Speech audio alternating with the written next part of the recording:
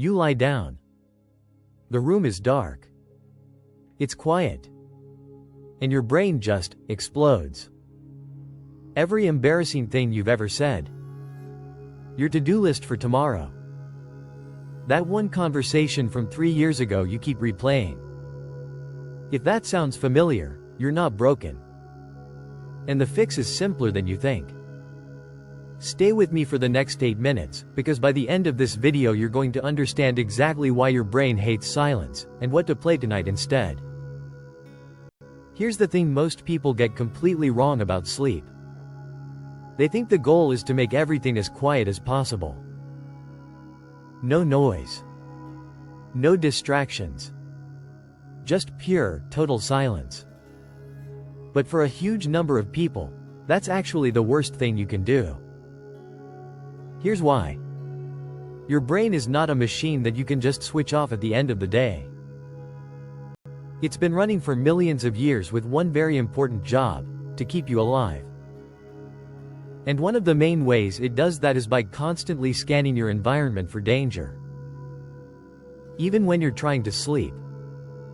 Now, when there's a consistent low level of sound around you, traffic outside, a fan running, rain on the window, your brain gets a constant signal that says, everything is normal, nothing is wrong. You can relax. But when there's total silence, your brain doesn't hear nothing. It hears the absence of information. And that actually triggers a low-level threat response. Like, why is it so quiet? Should I be worried? And while your brain is doing that job, scanning, monitoring, waiting, your thoughts fill the gap. That's why silence doesn't feel peaceful to a lot of people. It feels louder than actual noise. Scientists call this hyperarousal. Your nervous system is too activated to let you drift off. And the biggest trigger for it? Ironically, is trying too hard to sleep in a perfectly quiet room. So what's the solution? Now, not all background sounds are the same. And this is where it gets interesting. You've probably heard of white noise, that classic static why, shushing sound.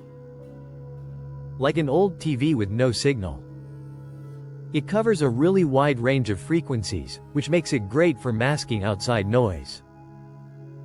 But a lot of people find pure white noise kind of harsh. A little too high-pitched. It works, but it can feel grating after a while. Then there's pink noise. Pink noise has the same spread of frequencies as white noise, but the lower tones are louder than the higher ones. That makes it sound softer. More balanced. Think of a gentle, steady rainfall, or the sound of a waterfall from a distance. Studies have actually shown that pink noise can slow your brainwaves down, which is what naturally happens when you fall into deeper sleep. So it's not just masking, it might actually be helping your brain get into the right state. And then there's brown noise, and this one is the one that went completely viral a couple of years ago, especially in the ADHD community. Brown noise is even deeper and richer than pink noise. Think heavy rain, or the sound of a strong shower, or distant thunder without the cracks. It's warm. It's enveloping. And a lot of people describe it as the first thing that's ever genuinely quieted their brain. Now, which one should you use? Here's a quick way to figure it out. If your main problem is outside noise waking you up, start with white noise. It's the best masker.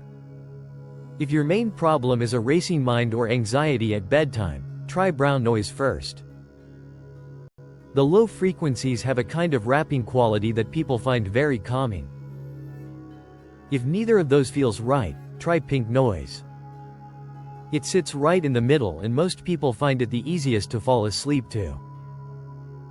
And honestly, try all three. Because this is personal. Your brain is different from mine. What works for most people might not work for you, and that's completely normal. Okay. So how do you actually use this tonight? Here's a simple setup that takes about 2 minutes. Step 1. Pick your sound. You can start right here on this channel. We have sleep soundscapes in all 3 noise colors. Or search for brown noise sleep or pink noise sleep, and you'll find plenty of options. Just look for something that's at least a few hours long so it doesn't loop abruptly. Step 2. Set the volume right. This is something a lot of people get wrong.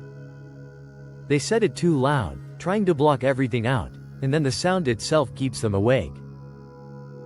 You want it at a level where it feels like background. Where you notice it when you pay attention to it, but it fades away when you don't.